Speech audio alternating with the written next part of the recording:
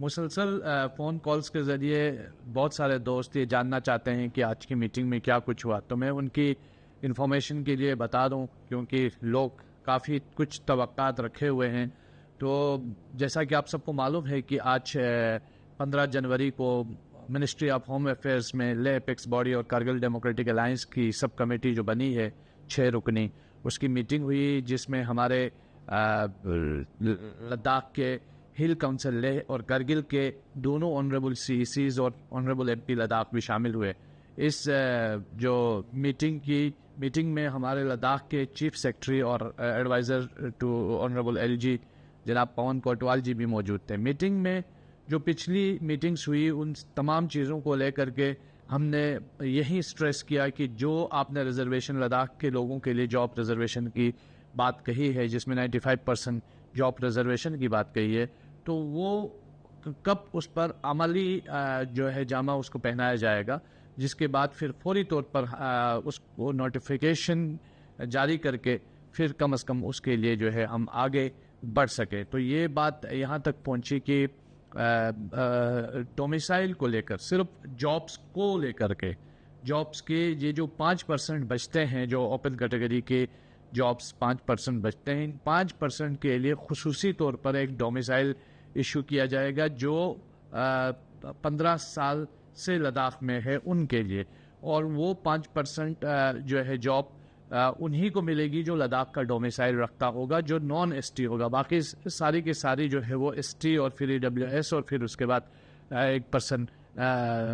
Schedule cost اور پھر اس کے بعد جو ایل سی کی کے 4% ہے وہ ان کو دیا جائے گا. باقی جو 5% ہے جو لداخ کا ڈومیسائل رکھتا ہے، جو 15 سال سے لداخ میں ہے، انہی کو ہی اس کا حق دیا جائے گا. اور یہ صرف یہ جو 15 سال کے ڈومیسائل کی بات کی گئی، یہ صرف انہی کے لیے ہوگا کہ جو ان 5% جابس کے لیے اپلیکیبل ہوگا. یہ ایک پیش رفت ہوئی جس میں بات چیت ہوئی، اور اس کے ساتھ ساتھ میں پبلک سروس کمیشن کا بھی اور پھر اسمبلی کو لے کر کے بھی بات کافی آگے تک بڑھی، اور پھر اسٹیٹ ہوڈ کی ڈیمانڈ اور پھر ہمارے جو پبلک سروس کمیشن کی ڈیمانڈ، جس میں ہم نے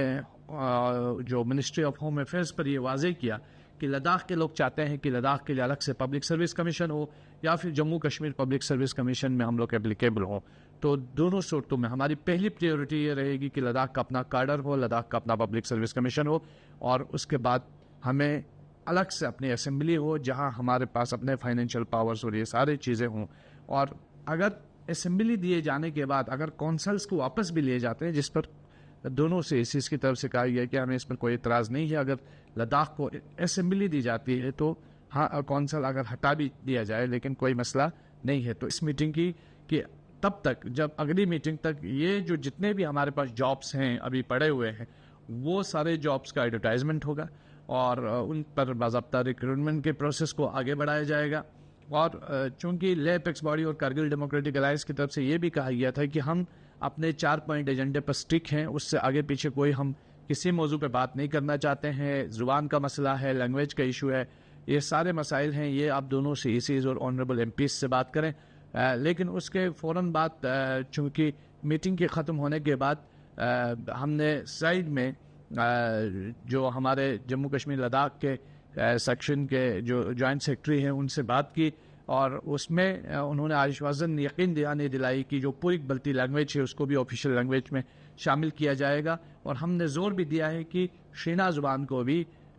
اس آفیشیل لینگویج کے زمرے میں شامل کیا جائے. ہمیں امید ہے کہ یہ نوٹیفیکیشن بھی جلد از جلد ایشو ہوگا. اور اس کے ساتھ ساتھ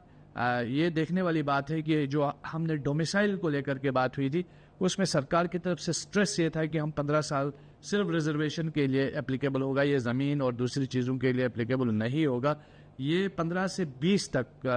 اس کی میعاد بڑھانے کی بات کی تھی، جس پر ہم نے کافی سٹریس بھی دیا تھا، اور ایم ایچ اے کی طرف سے 15 سال کام کی مدت کی بات کہی گئی. تو یہ ساری چیزیں ڈسکس ہوئی ہیں، لیکن اب امید کرتے ہیں کہ ہم یہ بھی توقع رکھتے ہیں کہ وہ 15 سے اس کو بڑھا کر کے 20 رکھیں. لیکن جو جابس کا ایشو ہے اس کو الٹیمیٹ اب کوئی بہانہ نہیں ہے. انشاءاللہ ہم امید کریں گے کہ جلد از جلد یہ ساری چیزیں ایڈورٹائز ہوں، اور جو ہمارے بے روزگار نوجوان ہیں جو ایک قسم کے فرسٹریشن کے شکار ہیں، پچھلے 6 سال سے کوئی جاب ان کو نہیں دی گئی ہے، تو ان تمام جو لوگ ہیں اسپیرنٹس ہیں ان کو جلد از جلد جاب ملے. یہ ساری چیزیں آج ڈسکس ہوئیں. ایک اور اہم چیز اس بیچ میں یہ کہوں گا کہ ریلیکسیشن کی ہم نے بات کی تو اس پر ایگری ہوا ہے، منسٹری ایگری ہوئی ہے، اور یو ٹی ایڈمنسٹریشن کے ہمارے آنریبل ایڈوائزرز چیف سیکرٹری صاحب بھی جو ہے وہ تھے، وہ بھی ایگری کیا ہے انہوں نے کہ ہم 5 سال کا جیسے سب انسپیکٹر کی بھرتیوں میں 5 سال کا ریلیکسیشن دینے کی انہوں نے کہا ہے کہ ہم ریلیکسیشن دیں گے. اسی طرح دوسرے جابس میں بھی ریلیکسیشن پر انہوں نے حامی بھری ہے. تو یہ آج کی اپڈیٹ ہے. میں امید کرتا ہوں کہ سرکار ان چیزوں کو پازیٹیولی لے رہی ہوگی، اور آگے آگے ہم جس حساب سے بڑھ رہے ہیں یقیناً میں سمجھتا ہوں کہ یہ ہمارے لیے ایک پازیٹیو اسٹیپ ہی رہے گا آئندہ بھی. بہت بہت شکریہ. جے ہند.